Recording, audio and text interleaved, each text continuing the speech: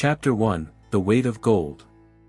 The morning sun did not so much warm the high-ceilinged rooms of the estate as it illuminated their absolute, unyielding stillness. From the topmost terrace, the world appeared as a perfectly arranged miniature, a sprawling geometry of manicured boxwood hedges, limestone pathways, and the distant, sapphire glimmer of a private coastline. For Divine, this view was not a heritage or a privilege, but a heavy, transparent wall that separated her from everything tangible. She stood by the floor-to-ceiling glass, her fingers lightly resting on the cold marble of the balustrade. The fabric of her silk gown, dyed in an understated shade of cream that mirrored the gallery walls, trailed softly against the polished parquet floor. It was a garment designed to be seen, not lived in, moving with a fluid, silent grace that felt entirely disconnected from the restlessness stirring beneath her skin. Every object in her perimeter was an artifact of immense value, curated to broadcast an image of flawless, effortless legacy, yet to her, the air inside smelled only of beeswax, expensive linen, and the suffocating absence of spontaneity.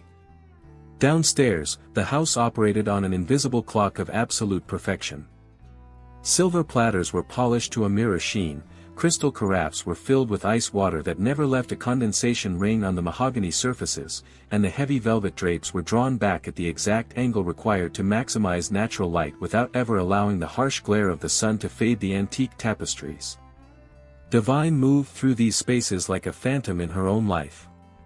She passed the long dining table, where a single porcelain cup sat atop a silver tray, its surface undisturbed, reflecting the ornate plasterwork of the ceiling.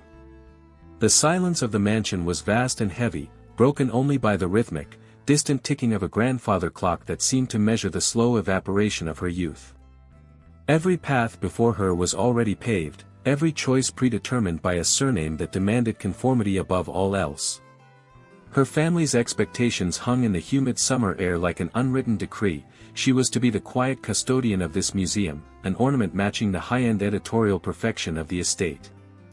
Seeking an escape from the sterile air-conditioned chill, Divine stepped out onto the southern veranda.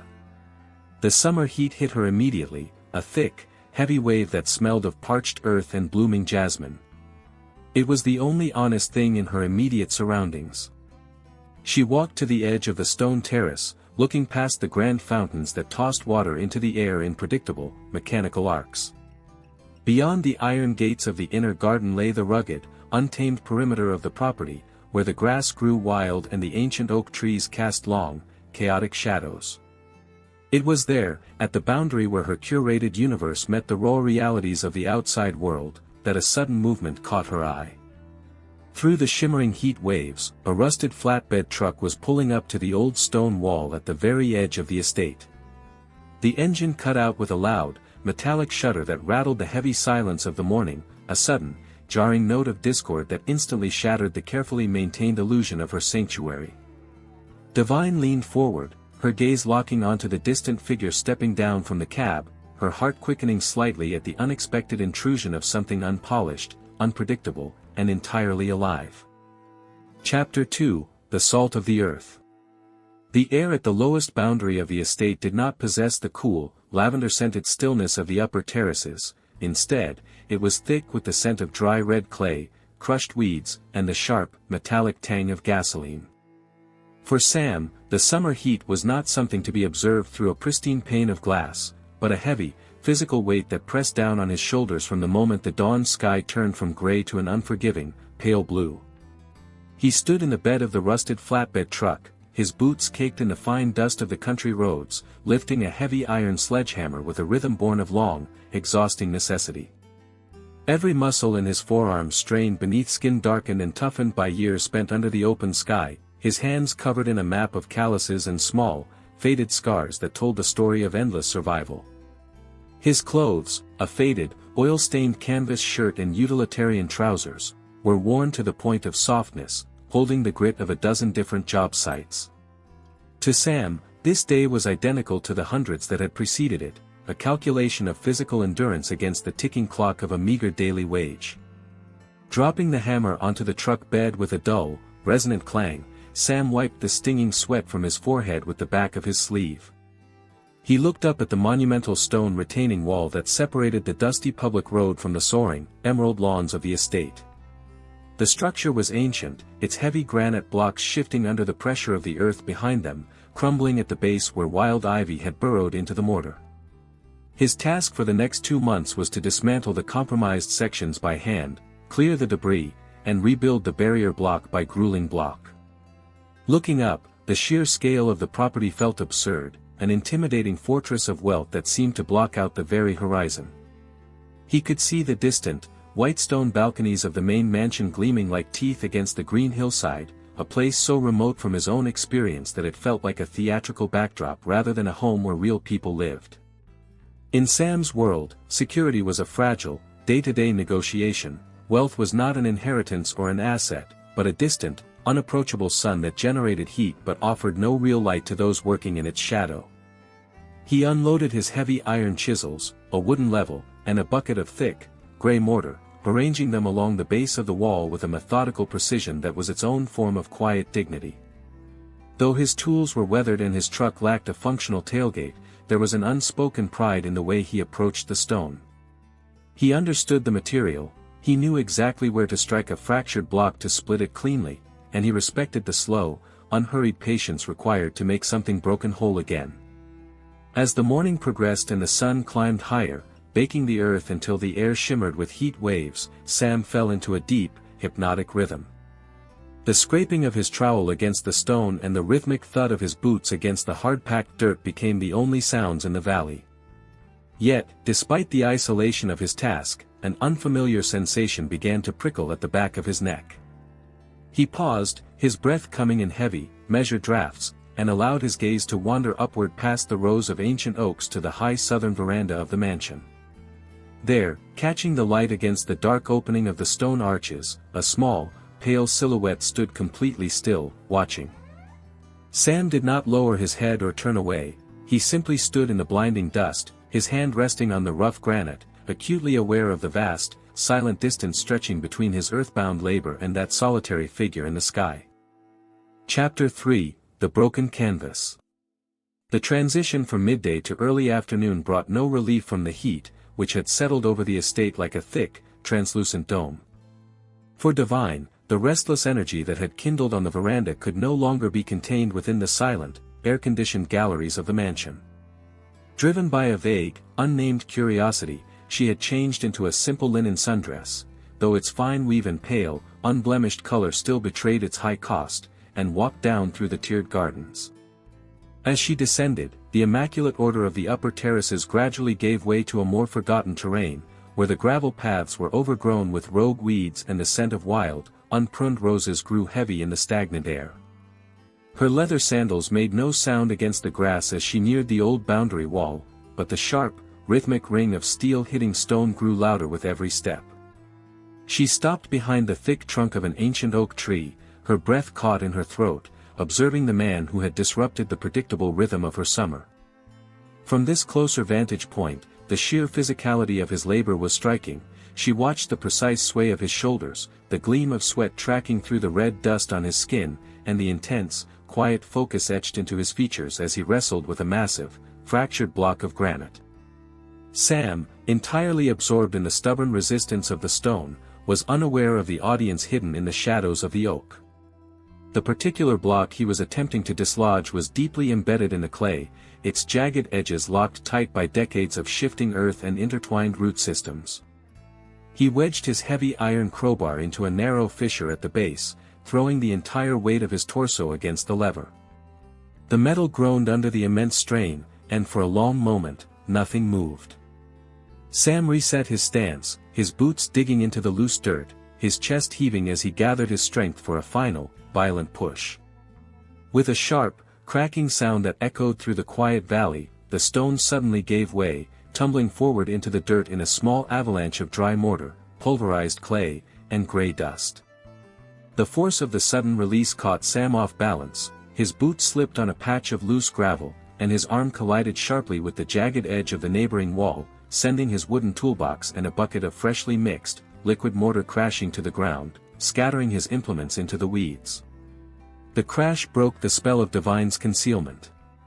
Without thinking, stepping past the boundary of her hidden sanctuary, she hurried out from the shade of the oak tree into the blinding glare of the perimeter trail. Her sudden appearance in the clearing was like a flash of light against the drab, dusty terrain. Sam, cradling his scraped forearm where a thin line of crimson was beginning to well up through the dust, spun around at the sound of her approaching footsteps, his defensive posture instantly freezing as his eyes met hers. They stood less than 5 feet apart, a distance so small that the vast social gulf between them seemed to compress into insignificance. The silence that followed was total, filled only by the buzzing of cicadas and the heavy sound of Sam's breathing. Divine's eyes drifted from his injured arm to the spilled tools at his feet, and then to his face, where a look of intense, quiet scrutiny replaced his initial surprise. He did not bow his head, nor did he apologize for the mess or his disheveled state, he simply stood his ground, a man entirely defined by his reality, looking directly at a woman who seemed to have stepped out of a mirage. Divine felt a sudden, sharp awareness of the pristine cleanliness of her own hands, a contrast that felt almost embarrassing in the presence of his honest, blood-stained labor. The accidental collision of their separate worlds had left a physical mark on the landscape, and as they looked at each other through the settling dust, both knew that the invisible barrier between the mansion and the road had been irrevocably breached. Chapter 4, The Silent Observer. The late afternoon sun had turned a deep, bruised amber, casting long, skeletal shadows across the sprawling grounds of the estate. Back within the high, fortified sanctuary of the mansion, Divine found herself utterly unable to return to the weightless, floating existence she had occupied that morning. She had retreated to her bedroom, a vast space defined by pale linen drapes, minimalist iron-framed furniture, and a private stone balcony that jutted out like a watchtower over the southern valley. Though a book of poetry lay open on her lap, its pages remained unread, the elegant typography blurring into meaningless patterns. Her attention was entirely anchored to the distant, dusty perimeter at the bottom of the hill. From this elevated vantage point, she was once again a spectator, but the nature of her observation had profoundly changed. She no longer saw a nameless laborer in a distant landscape, she saw Sam. Even from this height, she could recognize the specific, deliberate rhythm of his movements as he worked to restore order to the chaos of the afternoon collapse. Through a pair of heavy brass binoculars, she watched him bind his scraped forearm with a clean strip of cloth torn from an old rag, his movements steady, unhurried, and entirely devoid of self-pity. Down below, the heat radiating from the stone wall was suffocating, holding the trapped energy of the midday sun like an oven. Sam was acutely aware of the change in the atmosphere. The encounter in the dust had left an invisible static in the air that he could not shake off.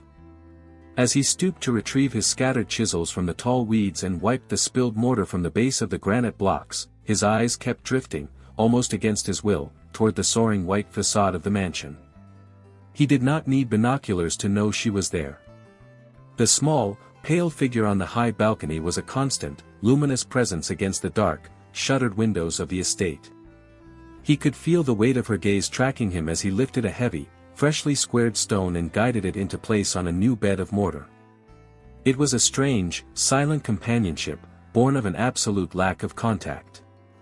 In his world, being watched usually meant surveillance, suspicion, or the cold evaluation of an employer ensuring they got their money's worth.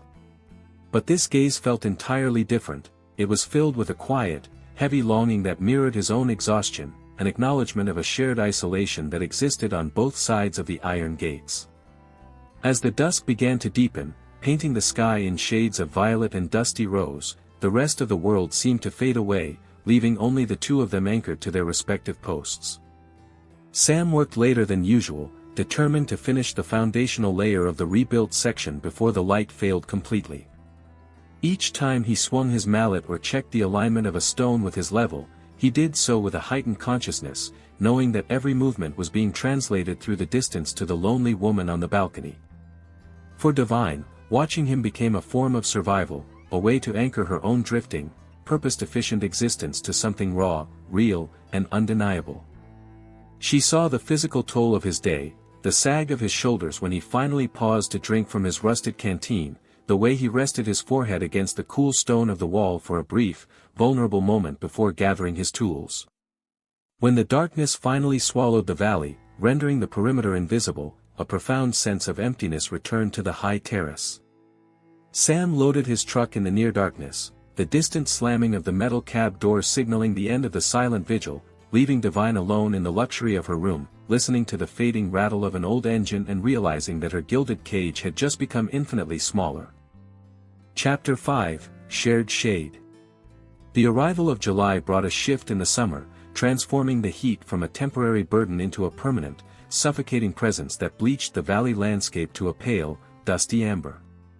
For Divine, the high, air-conditioned rooms of the mansion had begun to feel less like a sanctuary and more like a beautifully curated vault where time stood entirely still. The silent observation from her high balcony was no longer enough to satisfy the restlessness that had taken root in her chest. Driven by a quiet, deliberate intent, she began to alter her daily routine, waiting until the exact moment the sun reached its midday zenith, the hour when the household staff retreated to the deep shadows of the service wing and the estate fell into a heavy, post-lunch slumber. Slipping through the side glass doors of the conservatory, she bypassed the manicured lawns entirely, taking a winding, forgotten path that cut through a dense grove of ancient olive trees. The air beneath the silvery canopy was slightly cooler, smelling of dry pine needles and baked earth, providing a natural screen that shielded her descent from the watchful windows of the main house. At the very bottom of the grove, where the wild grass met the jagged boundary of the granite retaining wall, stood an old stone bench, half swallowed by overgrown wild jasmine and shaded by the sprawling branches of a massive cork oak. This was the place where Sam always took his brief, 30-minute midday break, seeking a moment of respite from the blinding glare of the open road. When Divine emerged from the trees, her pale linen dress dusted with stray seeds from the trail, Sam was already sitting there, his back leaned against the rough bark of the oak, a simple tin lunchbox resting open on his knees. He did not startle or rise when she approached, the silence between them had already grown too heavy for conventional gestures. Instead, he merely shifted his position slightly, moving his worn canvas tool bag from the stone seat to the dusty ground below, creating a small, clear space on the bench beside him. Divine accepted the unspoken invitation without hesitation, smoothing her skirt as she sat down on the ancient, sun-warmed stone, leaving a deliberate, respectful distance of 2 feet between them. The silence that settled over the shaded nook was absolute, yet it was completely different from the empty, sterile silence of the mansion. It was a space filled with the rhythmic buzzing of cicadas, the dry rustle of oak leaves overhead, and the sound of their own steady breathing. Neither of them spoke, nor did they look directly at one another, yet every sense was acutely magnified. Divine watched the pale blue smoke rise from the distant fields, her eyes occasionally tracing the incredible contrast between her own pale, unblemished hands resting on her lap and Sam's calloused, earth-stained fingers as he broke a piece of coarse, dark bread. Sam, too, was entirely aware of her presence, the subtle, high-end scent of citrus and expensive soap that traveled with her, completely out of place in the dusty perimeter, and the fragile grace of her posture.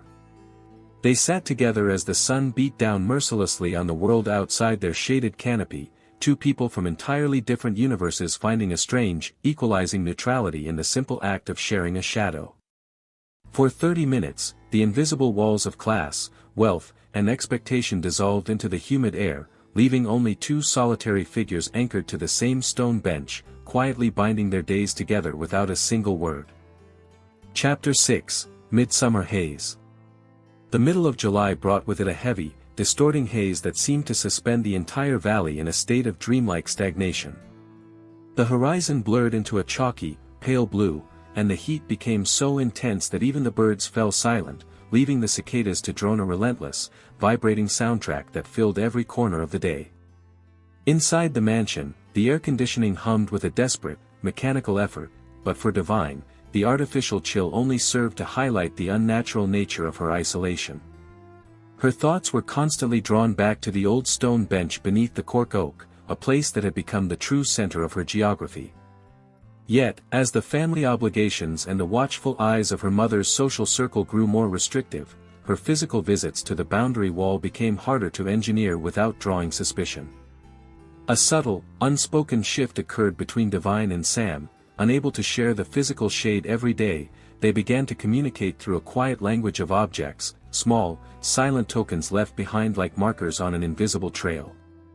The exchange began almost entirely by accident on a Tuesday when the heat was particularly brutal, registering as a physical ache against the skin.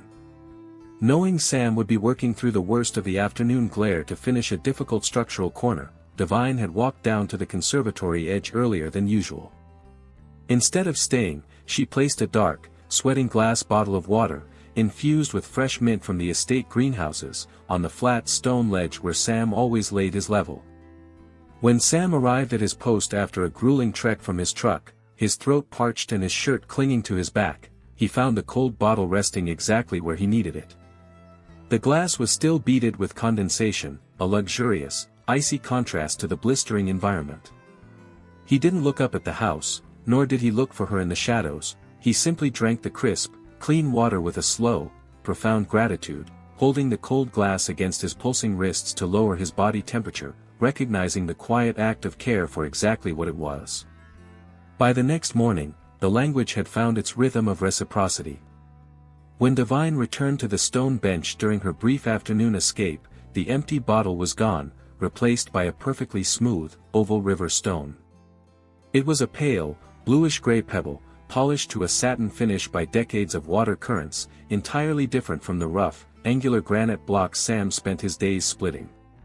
He had clearly found it at the bottom of the dry creek bed down the road and had carried it in his pocket, turning it over until it was clean of mud. Divine picked it up, its surface holding the intense heat of the sun, and closed her fingers around it, feeling the solid, grounding weight of it in her palm. Over the following days, the ledge and the bench became a quiet archive of their unspoken accord. A small basket of wild blackberries, hand-picked by Sam from the briars along the dusty roadside, would appear on the stone wall, a beautifully woven linen handkerchief, embroidered with a subtle, colorless monogram, would be left on the bench to wipe the red clay dust from a sunburnt brow. These items carried no written notes, no signatures, and no declarations, yet they possessed a striking, material reality that the gilded luxury of Divine's world completely lacked.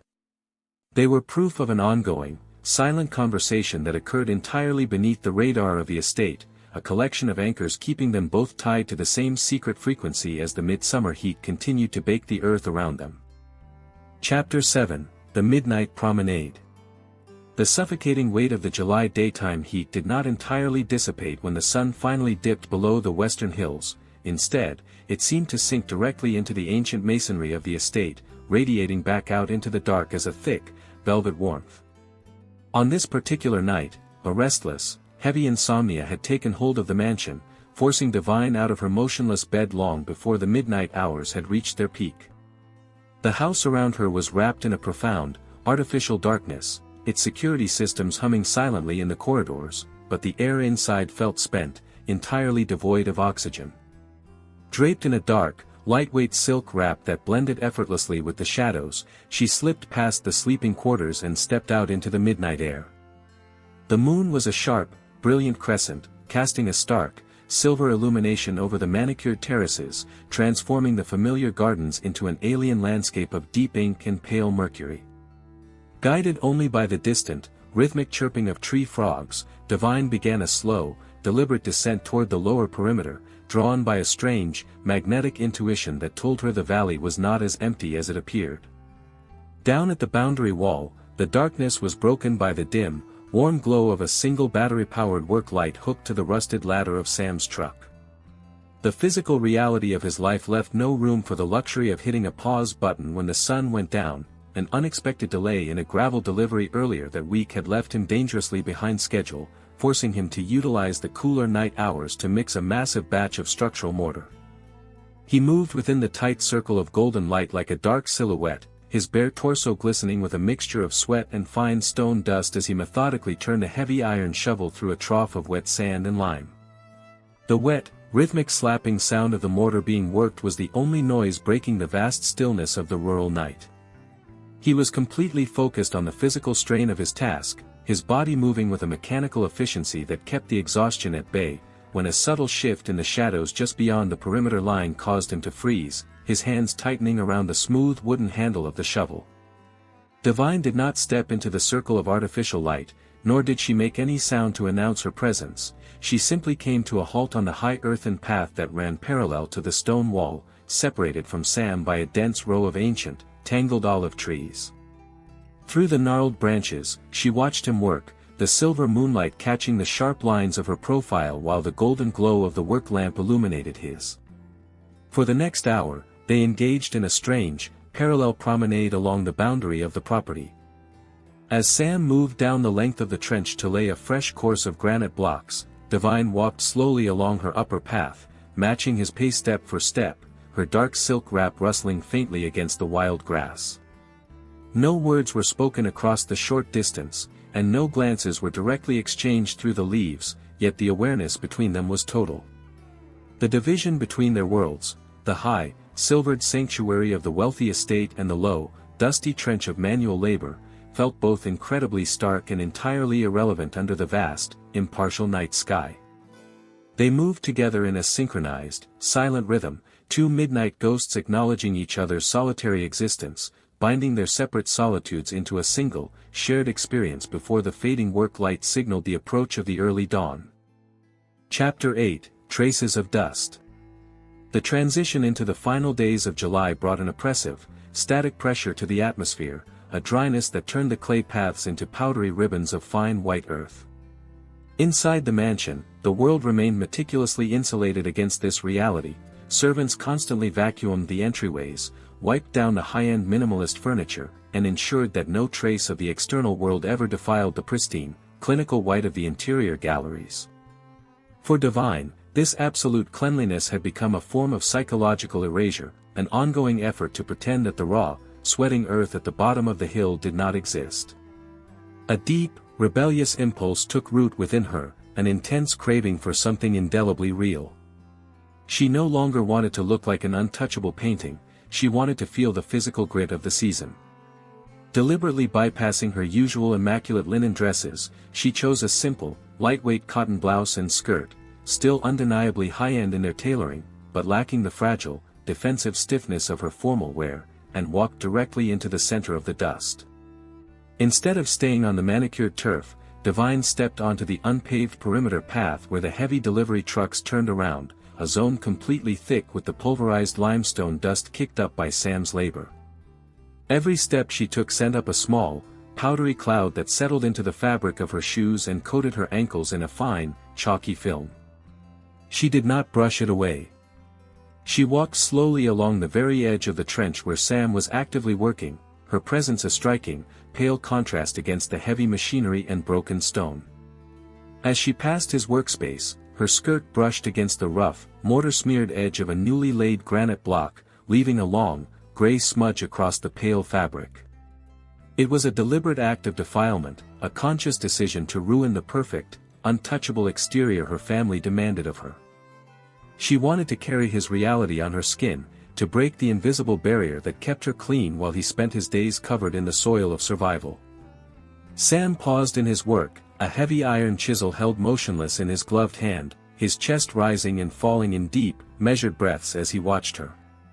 He saw the dust clinging to the hem of her skirt, the fine white powder coating the smooth skin of her ankles, and the dark mortar stain marking her clothes.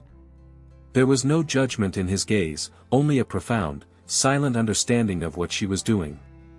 He knew the cost of that cleanliness, and he understood that by choosing to tarnish her pristine world, she was stepping closer to his. The air between them was so thick with floating limestone particles that it caught the afternoon sunbeams, turning the space into a shimmering, golden haze. Divine stopped a few paces away, her eyes locking onto his, allowing him to see the dust on her face, the way her hair had lost its immaculate salon smoothness to the dry summer wind. For several long minutes, they simply stood together in the middle of the cloud, the silence between them weighted with the realization that she was no longer just an observer from a distant balcony, she had stepped down into the dirt, deliberately carrying the physical traces of his grueling existence back into the sterile halls of her fortress. Chapter 9, The Invitation. The arrival of August brought an eerie, breathless stillness to the valley, an intense, heavy atmospheric pressure that signaled the absolute peak of the summer season. The green lawns of the estate had begun to take on a slightly yellowed, parched edge despite the complex irrigation networks, and the air smelled faintly of dry pine needles and scorched stone. For Divine, the psychological walls of her family's fortress had become entirely unendurable. The subtle rebellion of carrying dust on her clothes had only whetted her appetite for a more profound crossing of boundaries. At the easternmost edge of the property, far from the main drive and hidden behind a dense, overgrown thicket of wild laurel, stood an ancient iron gate. It was a massive, ornamental structure, forged a century ago, its intricate scrollwork now choked with rusted ivy and creeping vines. This gate, which had remained locked for as long as Divine could remember, served as the historical boundary line separating the aristocratic estate from the old public farming roads that wound through the valley below. On a Thursday afternoon when the household was completely paralyzed by a blistering heatwave, Divine walked down to this forgotten corner of the perimeter. In her hand, she carried a heavy, tarnished brass key, an artifact she had discovered buried at the bottom of a velvet-lined drawer in her father's private study, hidden among obsolete deeds and forgotten maps. The key felt icy and metallic against her warm palm, a tangible instrument of liberation. Reaching the gate, she cleared away the dry, brittle vines that had woven through the bars like cobwebs and inserted the key into the massive, rusted lock.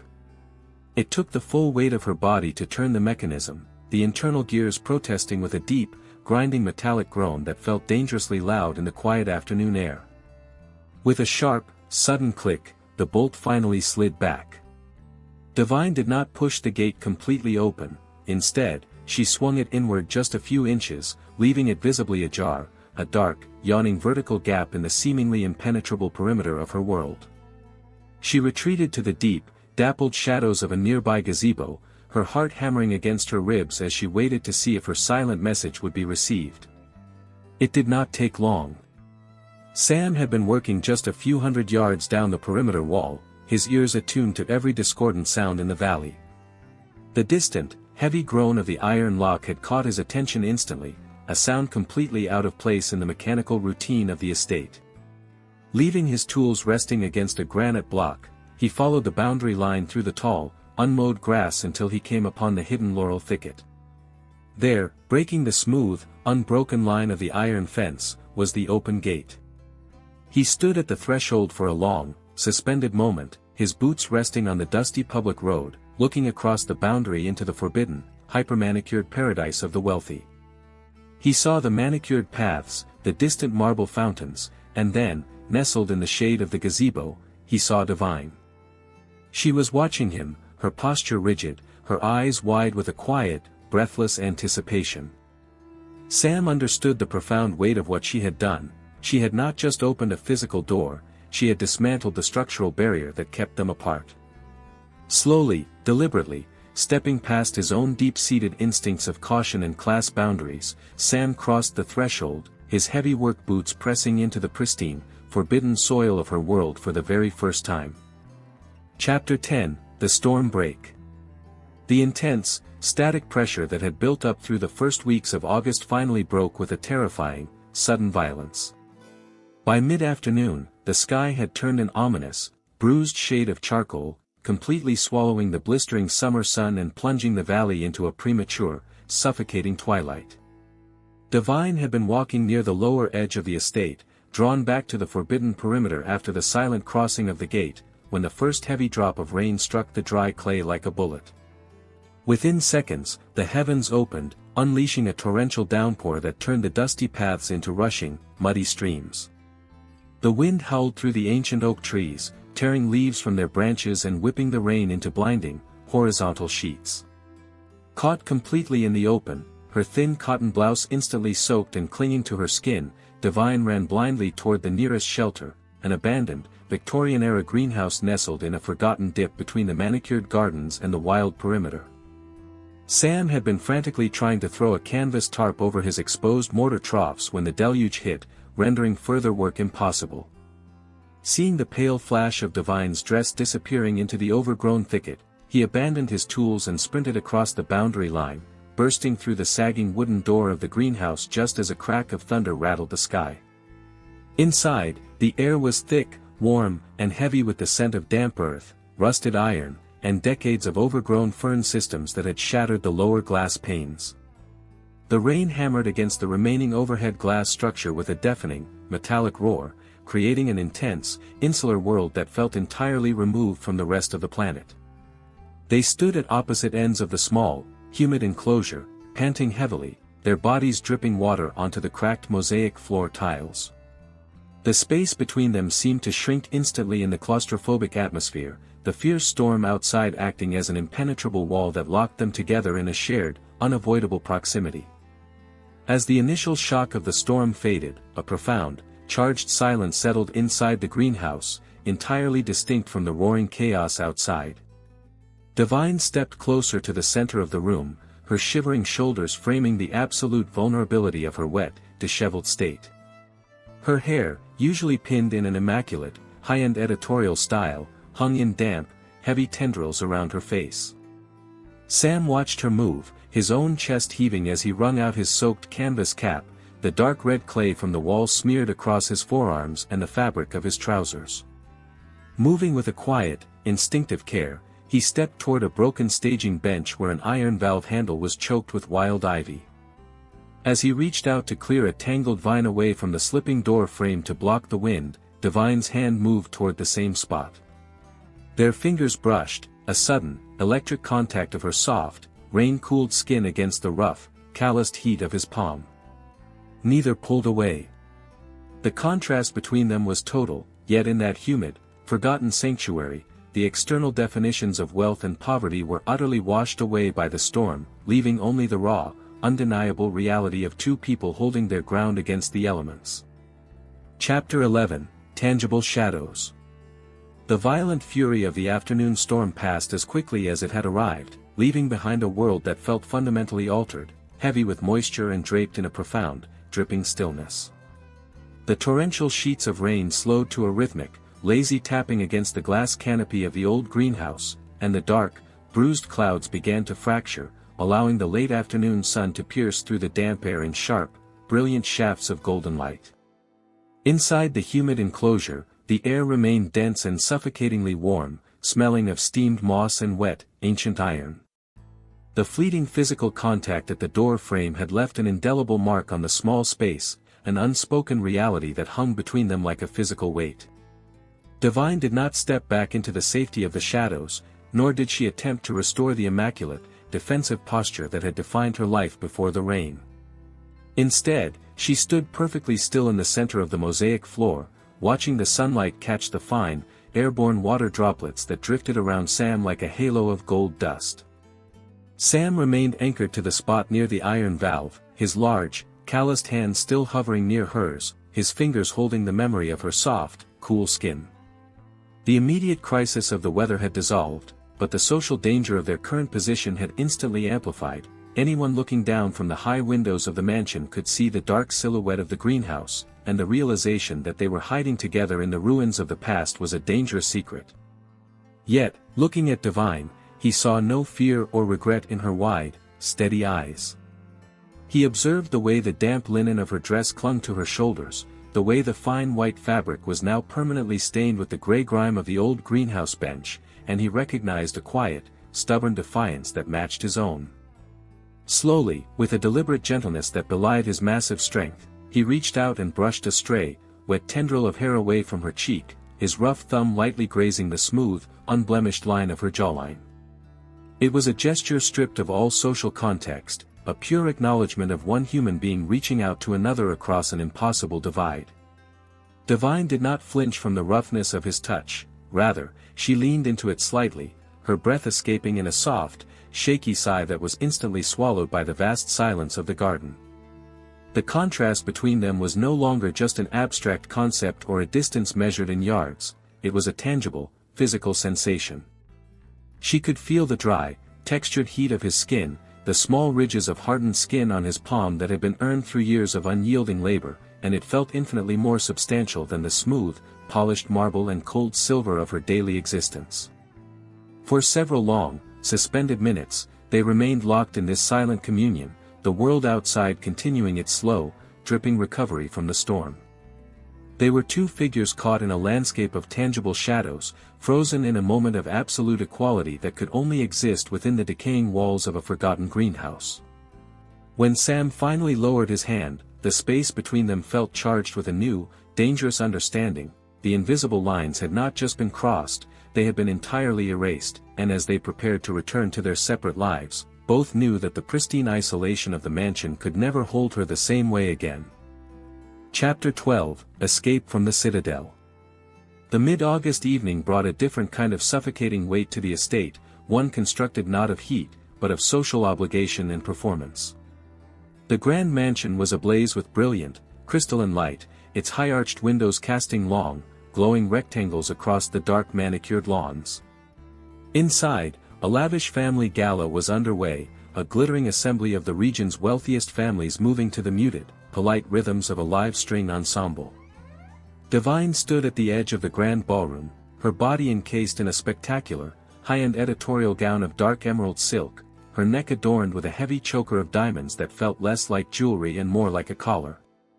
The air around her was thick with the scent of expensive perfumes, champagne bubbles, and the low, droning hum of polished small talk.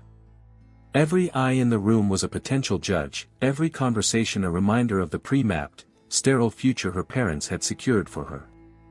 Looking out through the double glass doors toward the pitch-black perimeter at the bottom of the hill, an overwhelming wave of claustrophobia struck her, a desperate realization that she could not spend another hour acting as an ornament in this gilded museum.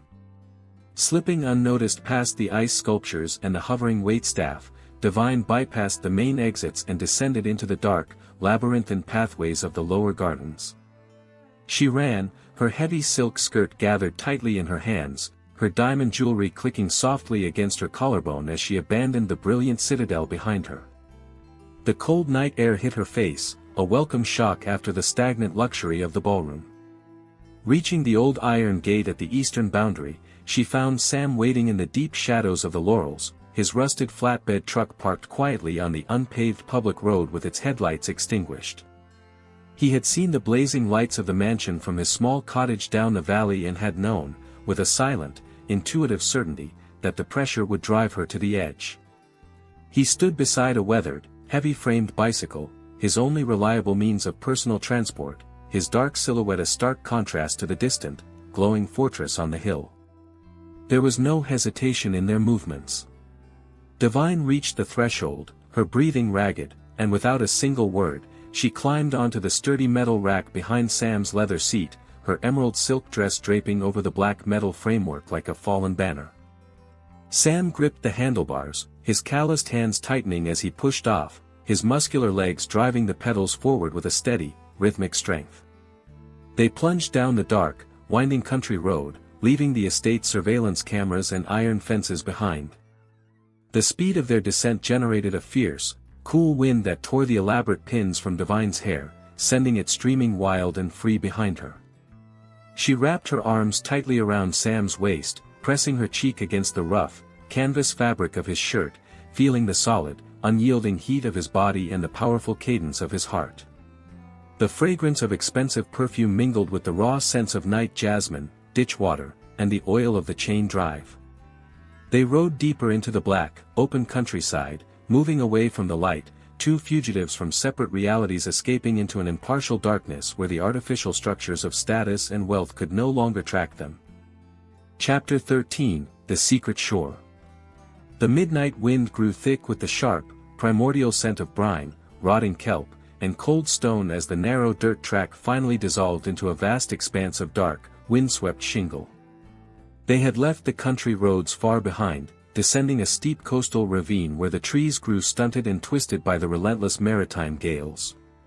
Sam brought the heavy bicycle to a gentle halt where the loose stones began to swallow the rubber tires, his breathing deep and steady against the rhythmic crashing of the surf.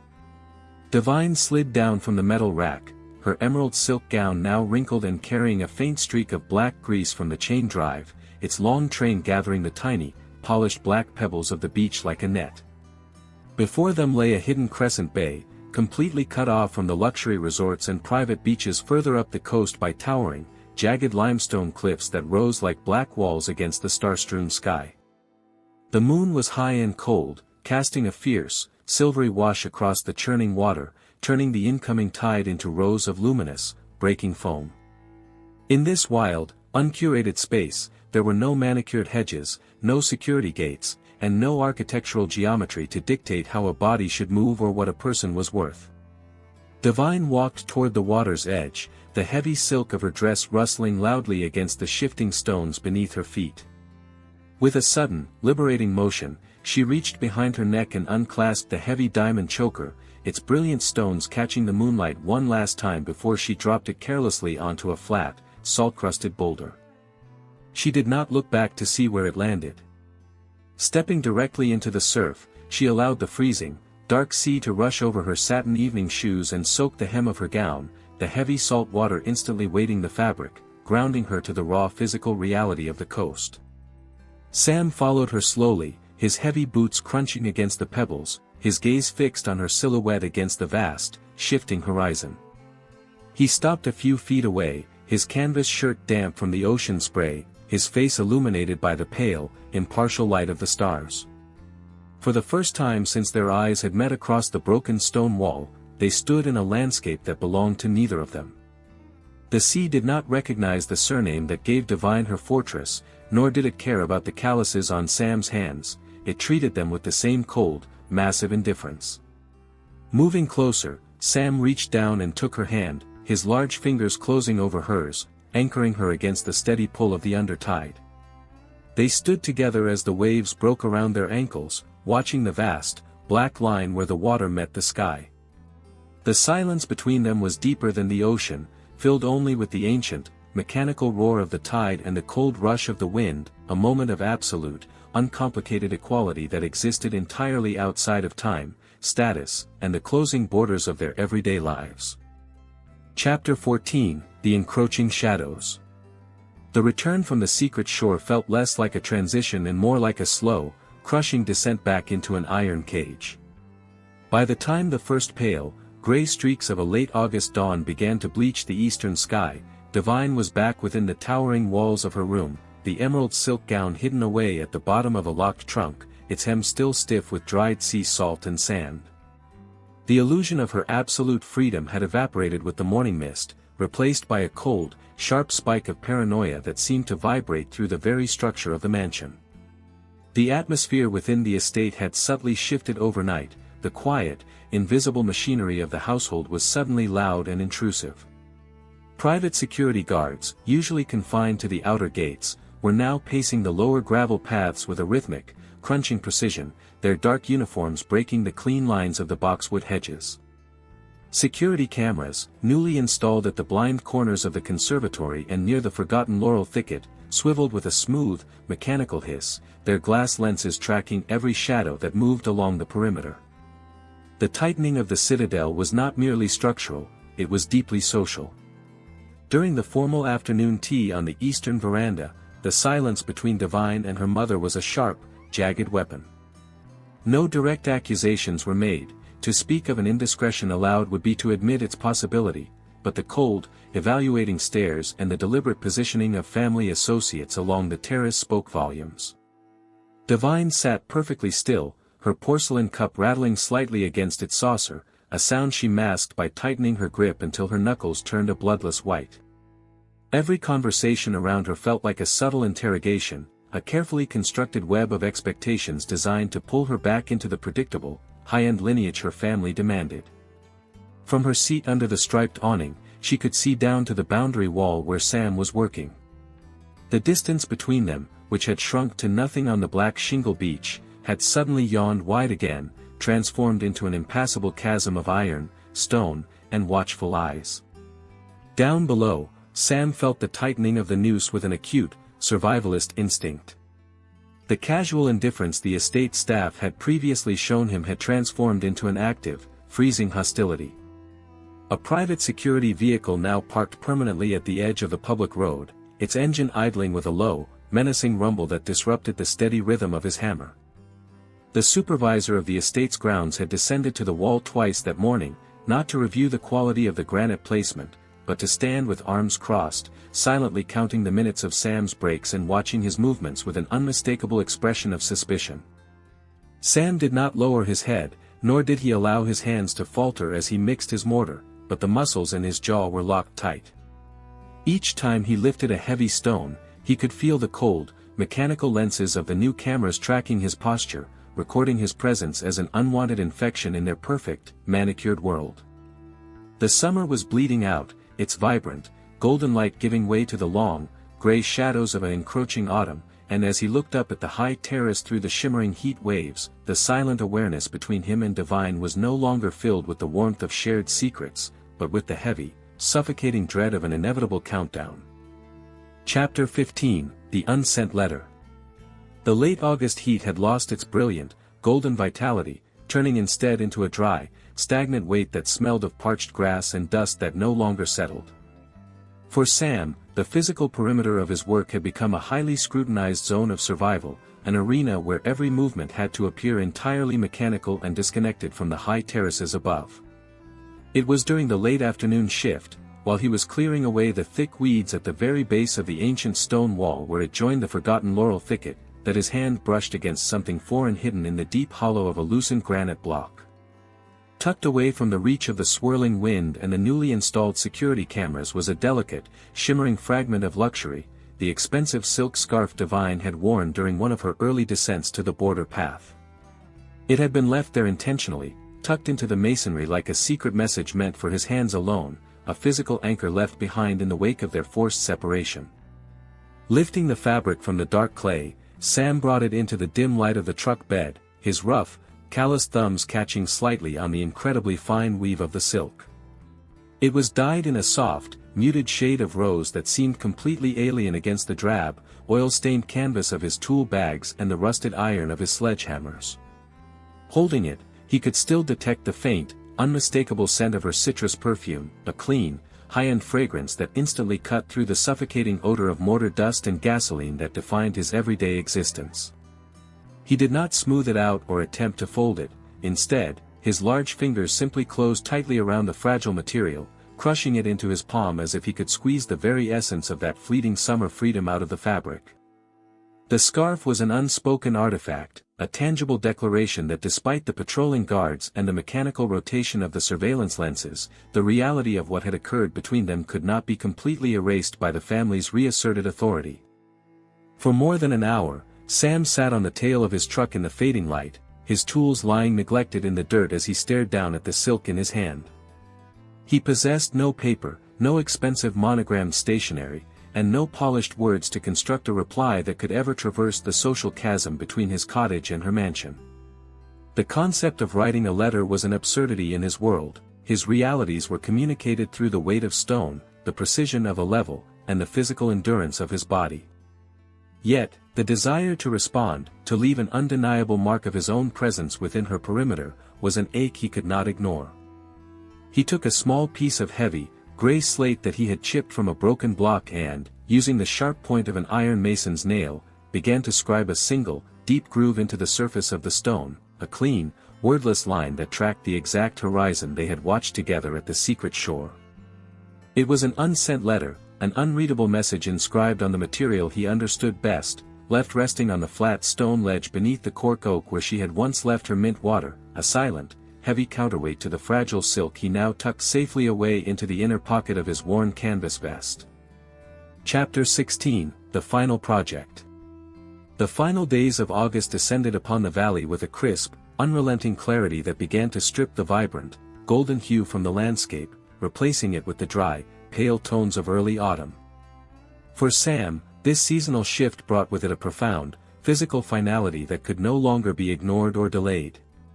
The massive, crumbling granite retaining wall that had occupied his every waking hour since the beginning of June was now entirely transformed.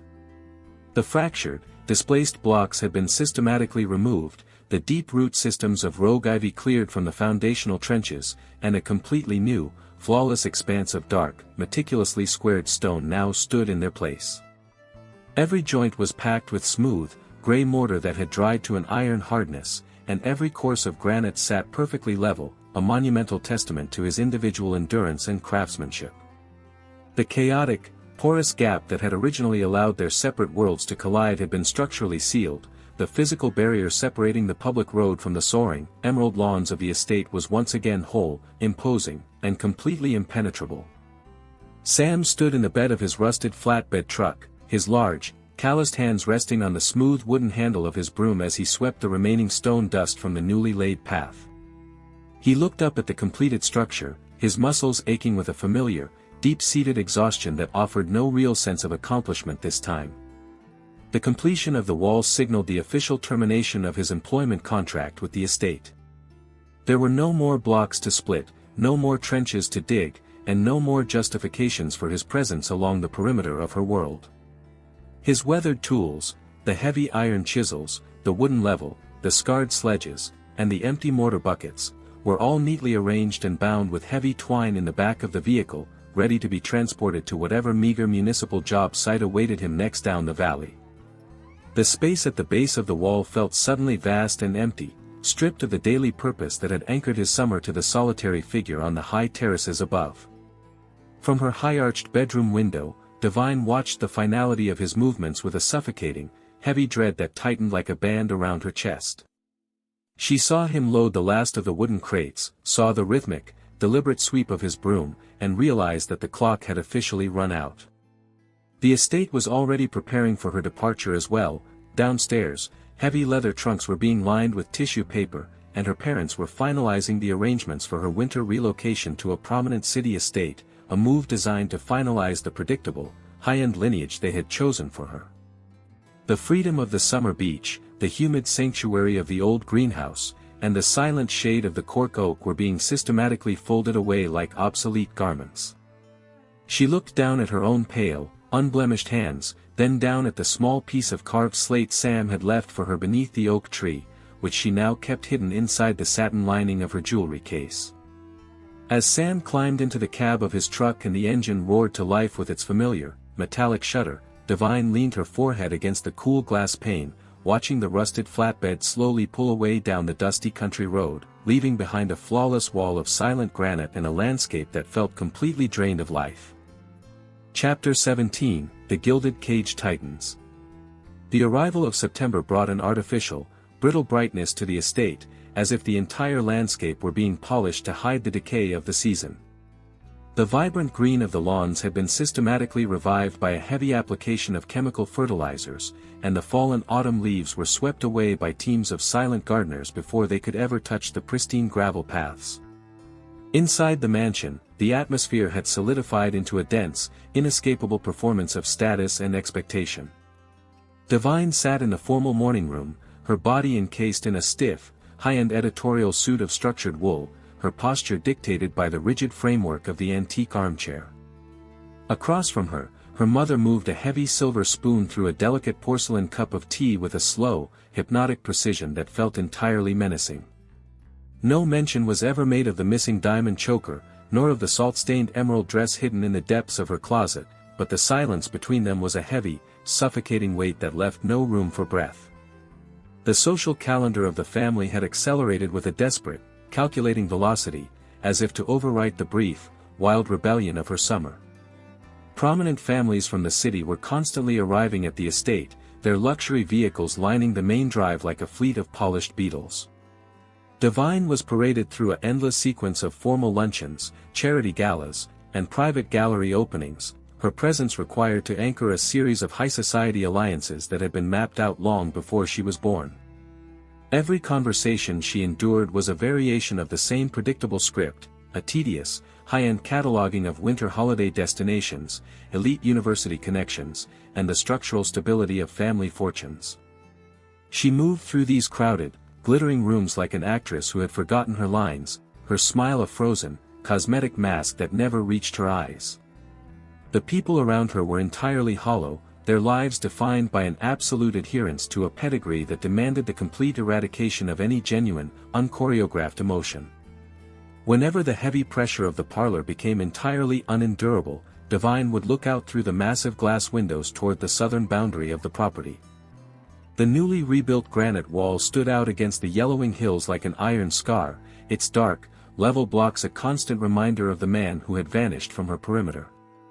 The space at the base of the hill was completely deserted now, no rusted flatbed truck rattled along the public road, and no sharp ring of a steel hammer broke the heavy, manicured silence of the afternoon.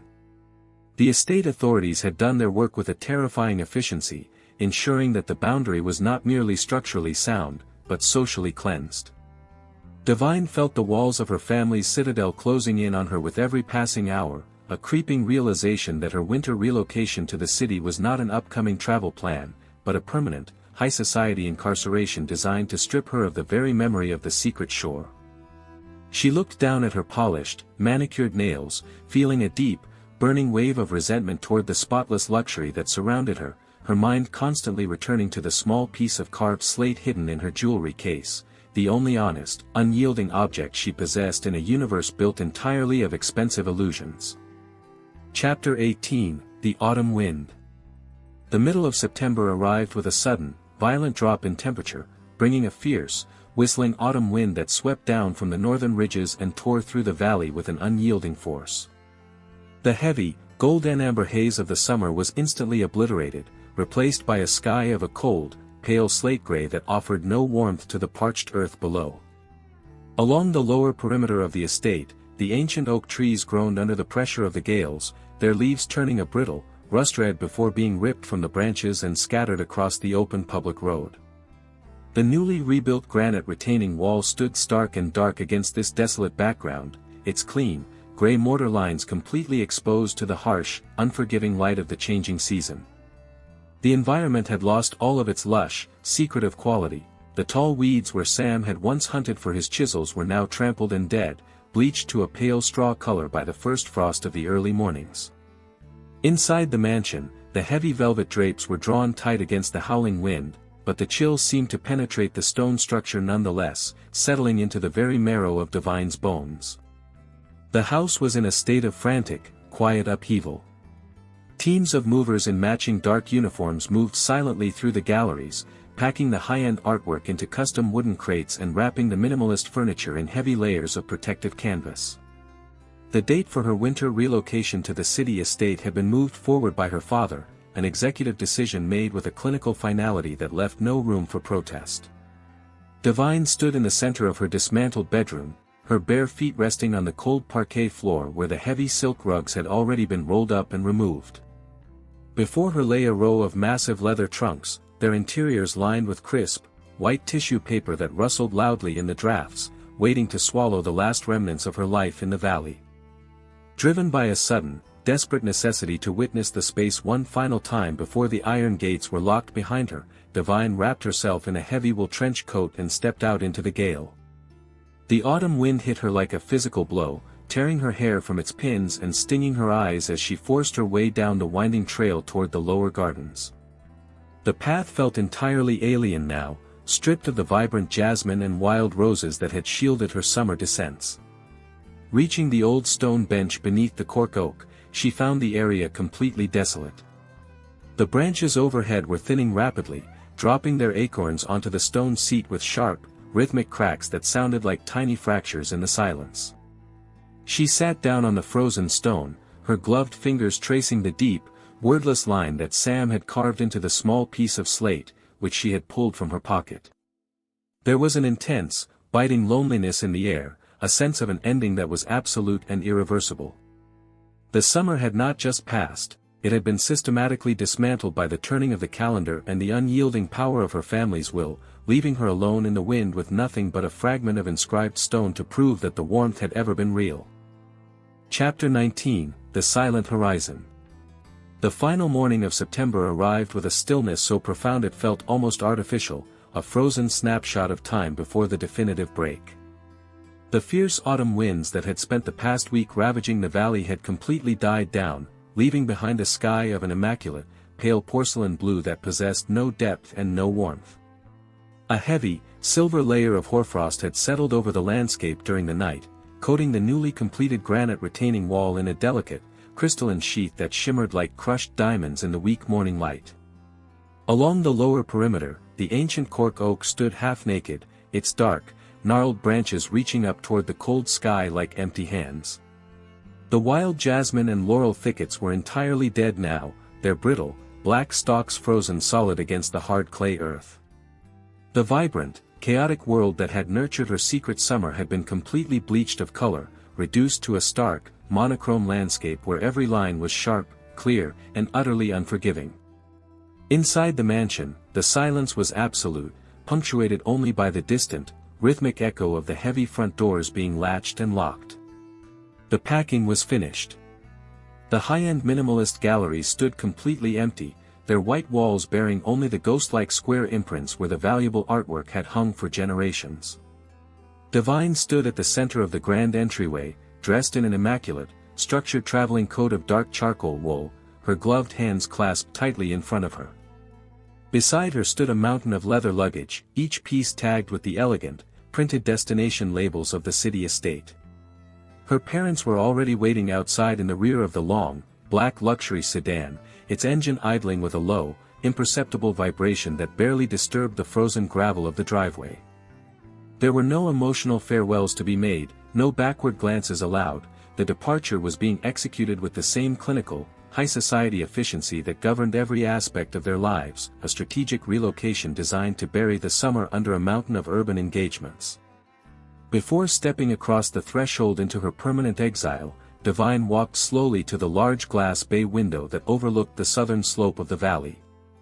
From this elevated vantage point, she could trace the entire geometry of her captivity, the manicured terraces, the cold marble fountains now drained for the winter, and the dark, flawless line of the granite wall at the very bottom of the hill.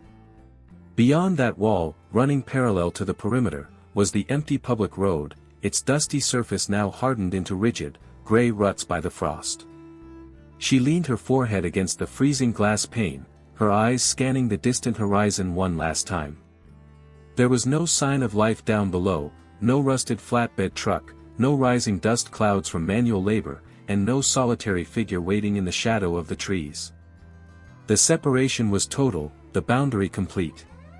Yet, as she reached into her pocket and closed her fingers around the sharp, cold edge of the carved slate pebble, she knew that the pristine isolation of her family's world had failed.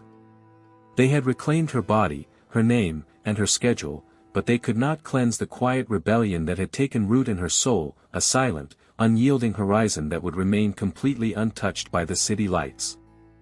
Chapter 20, The Winter Gallery. The transition into the depths of December brought a completely different kind of silence to Divine's existence, one muffled by the heavy, limestone architecture of the grand city estate and the relentless, drifting gray of urban snowfall. The open valley and the raw, dusty earth of the summer had been replaced by a hyper-manicured landscape of a different sort, a sprawling metropolis where the wealth of her family was displayed not in sweeping lawns, but in towering glass windows that overlooked a frozen, black iron park. Inside the city mansion, the air conditioning had given way to the low, expensive hum of concealed radiant heating, which kept the atmosphere at a precise, unyielding warmth that felt just as artificial as the midsummer chill. Divine sat at a minimalist marble desk in her private library, her body draped in a heavy, high-end editorial knit of cream cashmere, her fingers idly turning the pages of an antique volume she was not reading. The world around her was a masterpiece of luxury and curated isolation, a pristine gallery where every object was chosen for its pedigree and every hour was accounted for by her family's social secretaries.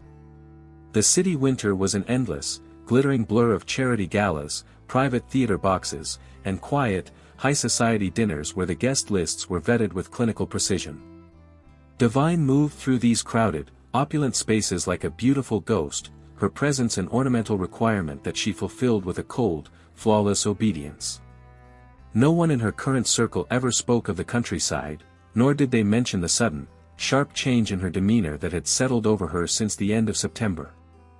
She had become an expert in the art of the cosmetic smile, a barrier just as impenetrable as the granite wall Sam had built at the bottom of the hill. Yet, beneath the structured wool coats and the expensive perfumes, the memory of the summer remained a sharp, burning reality that the city's concrete geometry could not crush. The pristine, white-walled galleries of her new home felt less like a sanctuary and more like a high-end vault, a space designed to keep the messiness of the real world out, and to keep her permanently locked within the pre-mapped trajectory of her lineage. On this afternoon, as the early winter twilight began to bleed a deep, ink blue across the city skyline, Divine walked down to the estate's private conservatory, a massive, vaulted glass structure that housed a collection of rare, tropical orchids. The environment was warm, humid, and heavy with the scent of damp moss, a sensory landscape that instantly shattered her carefully constructed defenses. Stepping past the manicured rows of exotic flora, she reached into the inner pocket of her cashmere coat and pulled out the small piece of carved slate, its rough, unpolished gray surface a striking contrast against the smooth marble tiles beneath her feet. She traced the single, deep groove Sam had inscribed with his mason's nail, the rough texture of the stone anchoring her to the memory of the secret shore and the cold rush of the ocean tide. For the first time in months, the frozen mask fell away from her face, replaced by a quiet, fierce resolve. Her family had reclaimed her schedule, her wardrobe, and her public presence, but as she stood alone beneath the iron-framed glass dome while the city snow piled up outside, she knew the victory of the citadel was an illusion. The wall had been completed and the contract had ended, but the silent, unyielding rebellion that had taken root in the dirt of that summer border would remain completely untouched, a permanent horizon hidden safely within the shadows of her gilded cage.